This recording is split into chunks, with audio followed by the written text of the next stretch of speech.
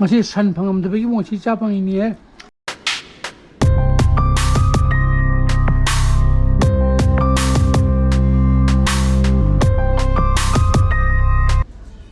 Good morning guys, welcome back to my channel. I'm Nungai Khali. Thase ayu ki pung 3 ta sangrai. Exam duty ne bako sa tuje. MPSC ki ngasi paper mo education paper 1 and 2 thopane ba. Adana whole day ni to tar duje morning shift ka even afternoon shift ka. Adana theng abada pung 7:45 ki mong de yoro na hai bane ba ko. Aduna aduga marak tu phone pai bu mata yaru ka ba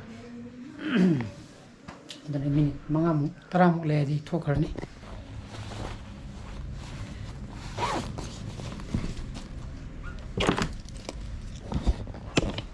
ai thokhar ke humanu to phomu ko pre nemu adam chaksa mu salon sasia ai thokhar ke tere khare hele Tanja.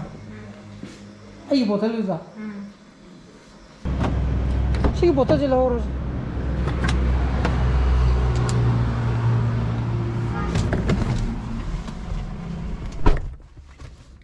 And 7.5 Chaakhre. And a crang and toys na. And be the eco. Tanamata side over.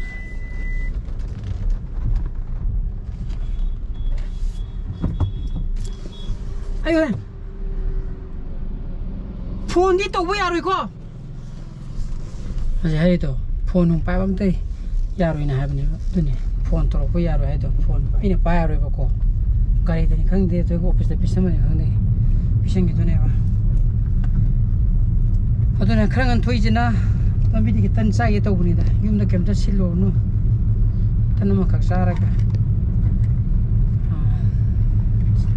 Chaakhre to friend Yaadabase lunch pack lunch sin le hai bane ba ko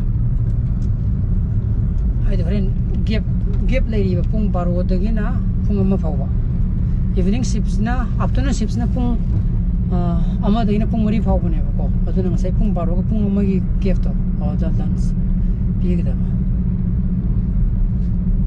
aduna se chang ai de tan na ta sa gi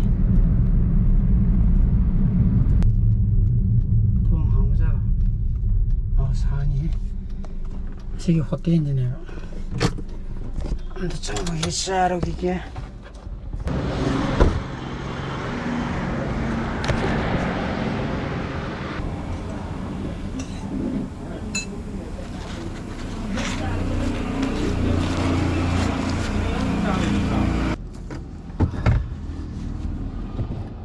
Tanja bolora tadi minit ranga sala sab sare terima kasih kere helap terima kasih yo done bako nong du kerti kini tu sele ko ni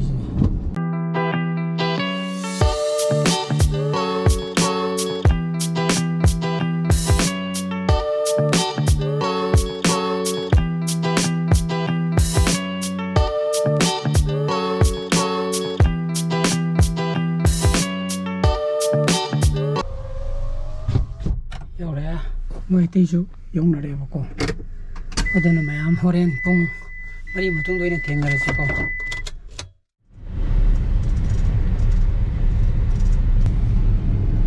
loira breka pung mari makhai ta dore bako pung mari de loga da bodo minit 3 amuk sang doro ko asa moi question da ran ba ma jaw ko madu rectify to tung mo madu rectify to gi bagi 10 minutes bonus amaga mo happy na mo another 10 minutes sang to kadang pung mari de lo to mari mi ta da lo bai ta aje pung mari mi ko mga sa la lo ara why oh pung hum ni on you lo you pa da nam tam thoi kumang phut le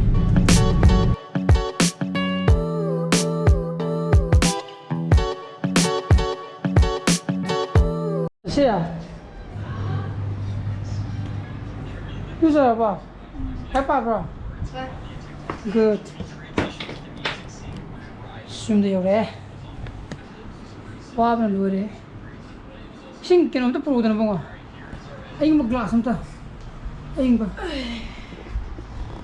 필요는 정도가 이름다 도끼게 던전딩아이다 보고 아마 과학팀에 못 잡도 영원히 이 소금 레이븐이 오고 과학팀이 과학팀 봐봐야겠는데 뭐 이거 당내고 되기 아도기 해룩 그 딜루지가 하나 보내면 사 아도 신강제 싹사이 프로그램 레이븐이 오고 manu sadre ni khinja bne do cancel to thokra phone to ra me cancel to to ni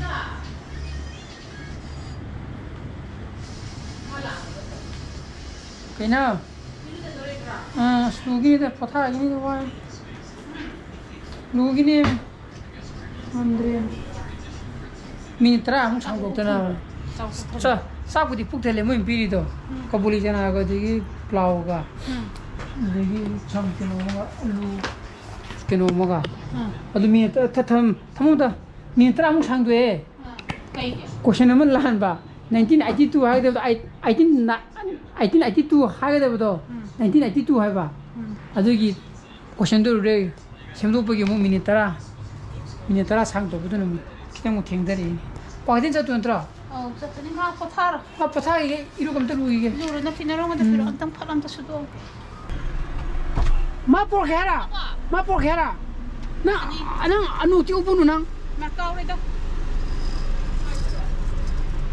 kwa gite mo la gani ai dik tholi ko ge tobi nang kapati ade ko ren chana ga dum rakri ya ba la idan kwa gite na chal gi ge lok tok shulu tobi ngasi manu chane asa to jar muje hek ningai ka tuida gari du sembal lo di male ko ba si da workshop das aina la paga na sanga ga le ho na ba ta ba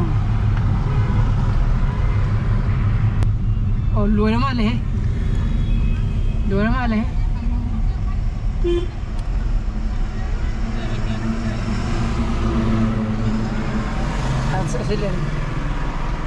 ba Loire, ado speedometer do where do owner dana haptre. Oh yeah, kona hapadi. Madu hapadi, 90 kilometer kam thori deju yara. Kona bungsala ga cham muge na thori thori lerum ki to konti. Moi na thi angang di kana to lu so. Later na ai kino por ke pam por ke. Ayeng ayuk sama je ya bani. Puri pusala ka da. Chamun da hajik cham lono da wani da. यारे तौरोनो यारे आइने क्वाकथिन चलिने बा क्वाकथिन के पम पोरा गे बा पम दो यार मदी स्टार्ट हो रहा बा ओ फर यार तो चामोनो को कोई रमने थोना दा बको याद है ना ngसाई मोबाइल दो इंजिन वे दो you बदगी बको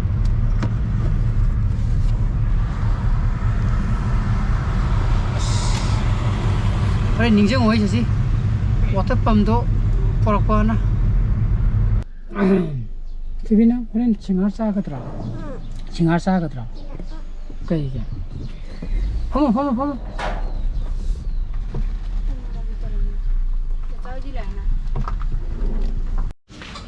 예 세싱아 짱통이라 그냥 이행 그 통어디 싹 그게 또 그거 또 그냥 그일라 봐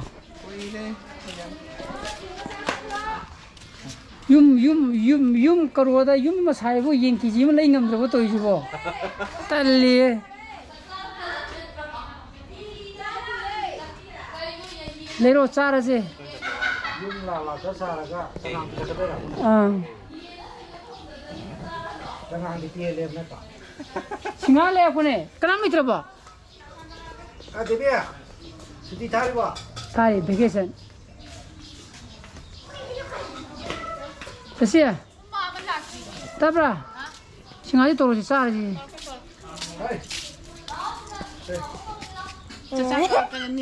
punida masuk phone la chanawro chanchanga tum mangala le to manga nga sanora manga ngam chanalu je นะ เอาปัจจัยปีที่ยาด้วยมาดิ เช่ขนาดเลยได้หนู Kumale trote complete kumle. ขนาดเลยได้หนูเช่ ท่านรู้สิตุ่มมังงะสิเลยตุ่มมังงะสันน่ะไอ้นี่ก็ใส่กระเทียมปะจงนะนั่งกับกระตระหังตระนั่งกับปุยให้แต่นั่งบ่ อาเซียมาเจ้าหนูปุ๊บเลยใช่ไหมเนาะมาเจ้าหนูเขาปุ๊บเลย มาสมมาสังเกตอ่ะจังจัง Api kita. Nang si tu di ai pu ra gena lei ra tia.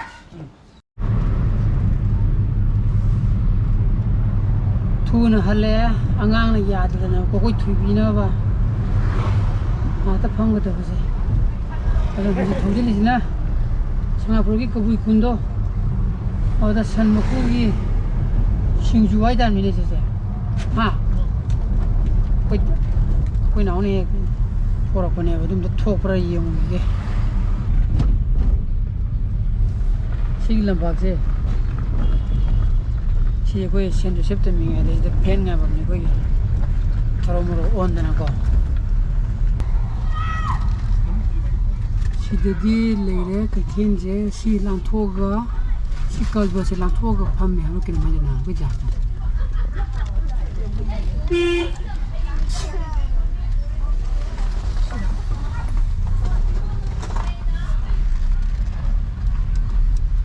โอ้พัมเดะชีก็มันนี่Sisi mana ba? Kita sampai ada iPhone deh. Dah sampai mana? Kalau betul lantar apa kah sih? Dah perform mama ID kalau ke lagi jangan sih di kamai hoki canggih tu ni apa sih? Hanga ba? Kamai hoki kena tahu tinggal dah hai bini mana? Sang tinggal dah. Entah hanga, pam dah mana Ngasi. Hey Siri, call my small bro. Calling my small bro. iPhone biak ta yaw kare kana Bluetooth samle nei ji kamai ma gi san phame do moi gi ek chang ba gi de kal batu ek thok dur paga sida perform ma ugalagal kal barto adu ek thok dur paga kamai hoi de thojali dana thousand jina da oi rom da phambudo oi ugalagal le pham dre ngasi phama mara bum ai ngasi di sandi ni mi char pare thame ko ngasi moi church ka ba sunday du pham dre heyang mo saro yare se jaga di khange dana si ne bhai ji sigi perform ji ne ba ko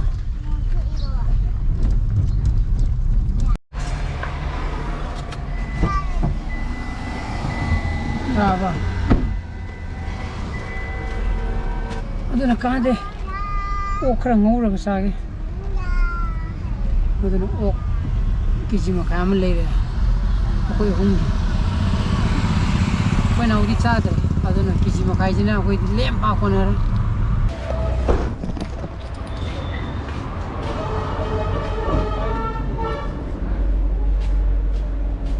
kari changno kom do proktre ko bana sti ko mana gi kemne sam thoge na ha ko do ko do sam thoya semde le je yam thar ko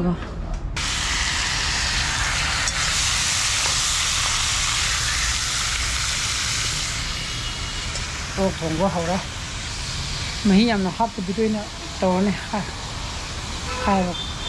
to do ne bo ko adana si asal laga sing na potha ba ya be yang ga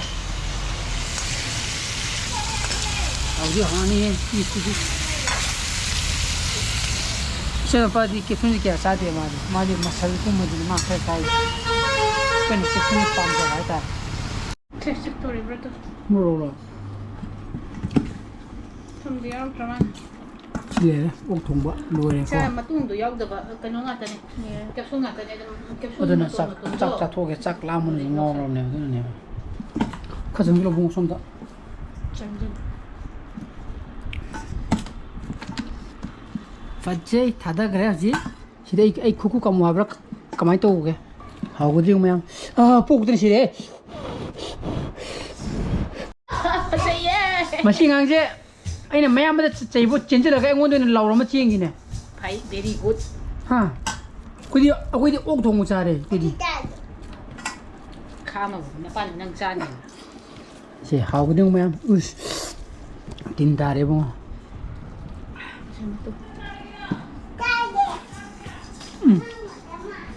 ꯋꯥꯎ ꯊꯨꯝ ꯈꯔ ꯌꯥꯛꯂꯛꯇꯣꯏ ꯏꯕꯨꯡꯗꯨ ꯅꯝꯗꯅ ꯇꯣꯠ ꯀꯩꯗꯧꯕꯩ ꯂꯥꯎꯔꯤꯅꯣ ꯌꯥꯛꯄ꯭ꯔ ꯌꯦꯡꯉꯨ ꯊꯨꯝ ꯌꯥꯛꯇꯕ꯭ꯔ ꯏꯕꯨꯡꯉꯣ ꯑꯗꯨꯝ ꯌꯥꯏ ꯑꯗꯨꯝ ꯌꯥꯛꯑꯦ ꯇꯧꯔꯗꯤ ꯍꯥꯎꯗꯤ ꯍꯥꯎꯋꯦ ꯌꯥꯛꯇꯦ ꯅꯝꯅ ꯇꯣꯠꯇ꯭ꯔꯗꯤ ꯌꯥꯛꯇꯗ ꯅꯪ 그래도 소리 와우 오늘 하우 붕어 맛이 산 방음도 베기 뭐 진짜 방이니에 산 방음은 뚜에 볶아 하우래 그다음에 뭐 매암 전에 ngasi 브로즈 못 타는 들어 선저게 이 브로즈 바이 뭐 토거디 like to video more share to video no views or being subscribe to video kunung sample video so please be safe and be healthy bye bye good night you